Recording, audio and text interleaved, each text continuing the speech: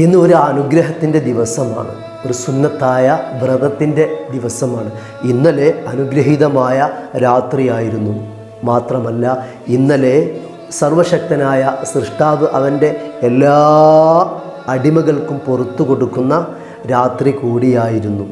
3 ആളുകൾക്കൊഴികെ.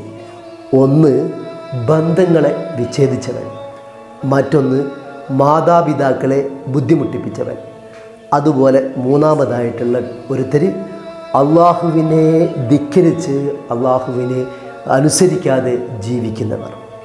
എൻ്റെ പ്രിയപ്പെട്ടവരെ, നമ്മൾ ചിന്തിക്കേണ്ടത്, മനുഷ്യനാണ്, തെറ്റുകൾ പറ്റും. നമ്മൾ അള്ളാഹുവുമായിട്ട് ബന്ധപ്പെട്ട ഏത് തെറ്റുകളും പടച്ചവനോടൊന്ന് മനസ്സറിഞ്ഞ് പറഞ്ഞാൽ അവൻ പുറത്തു തരിക തന്നെ ചെയ്യും.